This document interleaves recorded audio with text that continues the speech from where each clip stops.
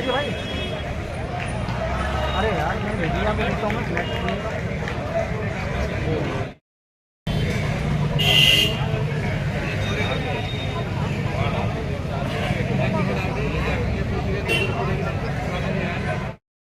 पे। मुझे विश्वास है अपने एलजी महोदय पे और मुझे विश्वास है अपने दिल्ली के ईमानदार अधिकारियों पे जो आपके कार्य को बना करके देंगे। आप सबको दुर्गा पूजा की बहुत बहुत बधाइयां। जय श्री राम, जय जय श्री राम। बहुत बहुत धन्यवाद, बहुत बहुत धन्यवाद।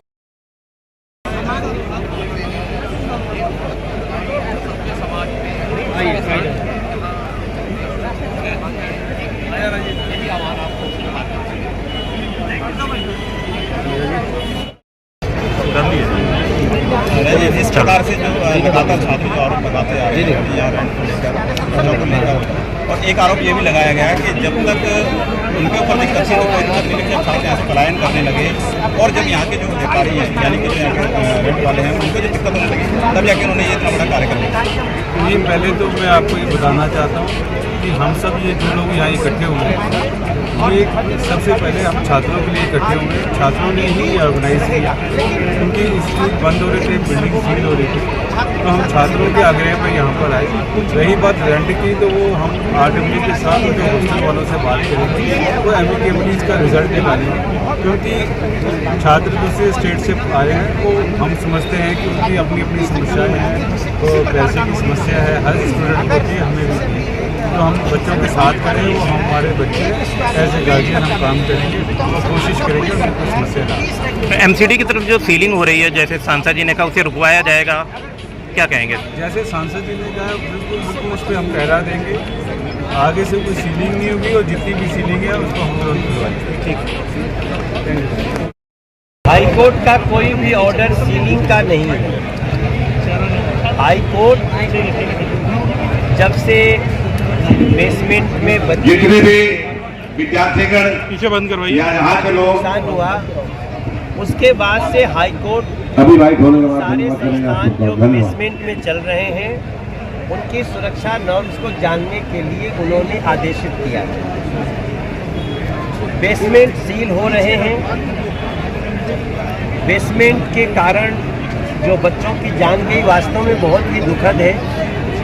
हम तो प्रार्थना करेंगे कि बेसमेंट का भी अब सेफ्टी नॉर्म्स निकाला जाए, क्योंकि ऐसा नहीं कि बेसमेंट नहीं चलता है कहीं, यहाँ भी मेट्रो बेसमेंट में चलती है, तो क्या मेट्रो बंद कर दें?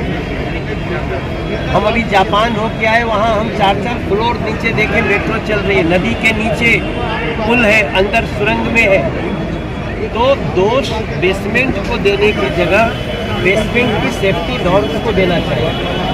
लेकिन फिर भी बेसमेंट के अलावे जो कोचिंग चल रहे हैं उनमें एक नियम है, इस कोचिंग सेंटर में कितने लोग पढ़ सकते हैं, आप संख्या निर्धारित करो। आप जहां कुछ नियमों का उल्लंघन हो रहा है उसको देखो। कोर्ट ने यही जानकारी मांगी है, लेकिन उसकी जगह कुछ अधिकारियों ने, हमने भी महसूस किया कि उन्होंने अपनी दादागिरी दिखाते हुए इलीगल सीलिंग करी है। हम आज सभी छात्रों की और यहाँ के शिक्षा से जुड़े लोगों की बात सुनी है। हमें शिक्षा जगत के जो कोचिंग जगत है इनकी भी बातों को समझना है। मुखर्जी नगर को एजुकेशन हब बनाए रखना है और उसके साथ जो हमें छात्रों की भी समस्याएं आई हैं, किसी का रेंट के विषय में, किसी को रहने खाने के विषय में, तो ये सारी चीज़ों में हम जो बेस्ट रास्ता हो सकता है उसको निकाल करके इनको राहत देने को तत्पर हैं। अभी जब तक फायर NOC के नॉर्म्स जो पूरा कर रहे हैं या पूरा करने का प्रयास करें तब तक किसी को कोचिंग नहीं करने देना चाहिए। मैं 1-2 दिन में ये डिसीजन आप सबको सुना दूंगा और मोस्ट प्रोबेबली हम ये कर ही लेंगे। हमारे नेता प्रतिपक्ष बैठे हैं, उनको जरा बुलाइएगा। और जो कोचिंग सेंटर बेसमेंट के अलावे सील हुए हैं हम उनको खुलवाने के लिए पूरा प्रयास करेंगे और हमें विश्वास है कि हम सफल होंगे। हमारे MCD के नेता प्रतिपक्ष राजा इकबाल जी हैं। हम लॉ के तहत ही आगे बढ़ रहे हैं और हमें पूरा विश्वास है कि कानून के तहत मुखर्जी नगर कल भी चलता था, आज भी चलेगा और कल भी चलेगा। बच्चे लगातार आरोप लगा रहे थे कि जो रेंट का मामला है और जो टीसी का मामला है उसको लेकर बहुत ज़्यादा परेशान थे। हमने उन बच्चों को अपने पास बुला लिया है और हर चीज़ का समाधान बातचीत से संभव है। जब हम कोचिंग सेंटर्स के लिए और छात्रों की इन दोनों बातों को साथ रखेंगे तभी समस्या का सही निदान होगा। देखो, हमें भी पता है कि रूम रेंट को लेकर, रहने की स्थिति को लेकर मीडिया ने भी कई रिपोर्ट दिखाई है जो चिंताजनक है, जिसको हमें मुखर्जी नगर ही नहीं पूरे दिल्ली में लागू कराना है ताकि बच्चे पढ़े भी, सुरक्षित भी रहें और कम से कम खर्चे। सर, स्वेच्छादान फाउंडेशन कोर्ट में गई हुई है, वो भारतीय जनता पार्टी से रिलेटेड हैं, बीएन झा जी, क्या कहना चाहेंगे उनके लिए? वो बिल्कुल कभी कभी हमारे नाम का गलत उपयोग करते हैं, हमारा उनसे कोई संबंध नहीं है। और स्वेच्छादान की जो भी समस्याएं हैं वो आकर के हमको बताएं। मैं नहीं समझता हूं कि शिक्षा चले और कानूनन चले फिर भी किसी को समस्या होनी चाहिए। Thank you sir. हमारे एक हाथ में तख्ती लिया है, सेव स्टूडेंट, सेव एजुकेशन। आ रहा हूं। ये जो जितने आपने उठाए हैं, इनके समर्थन में कितने लोग हाथ उठाना चाहते हैं? बहुत अच्छी बात है। फिर भी मैं देख रहा हूं कि कुछ लोग यहाँ डिस्टरबेंस करना चाहते हैं। नहीं ना, डिस्टरबेंस नहीं करना चाहते हैं ना? ओके, तो आपका कोई विषय अलग है। हाँ, तो आप लोग कल 10 बजे मेरे घर आए। ये देखो, घर आना पड़ेगा। नहीं, ऐसी बातें भीड़ में नहीं होती।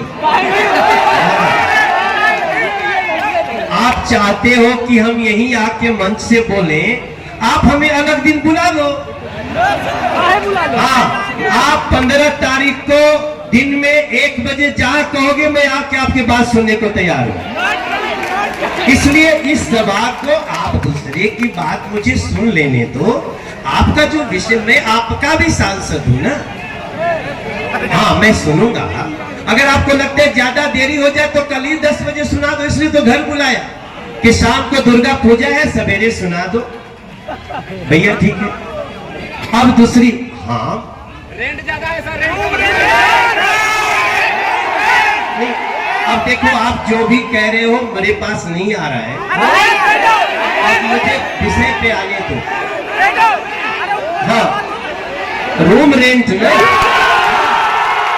तो मुझे बोलने तो दो, मैंने लिख लिया। देखो, आपने जब दिखाया था ना वो हमारा जो सफेद टी शर्ट में मेरा भाई है, और जो आपने ये इसके पीछे लिखा, तो रूम रेंट मैंने पढ़ा और इसको नोट किया। और ये समस्या है। देखो, अभी जो अखिल मूर्ति जी जब बोल रहे थे तो उन्होंने मुझे एक बात बोली। पहले तो मैं सबका सम्मान कर दूं, मंच पे जो भी है, हमारे एमसीडी में नेता प्रतिपक्ष राजा इकबाल जी वो यहाँ बैठे हैं। यहाँ पे हमारे जिले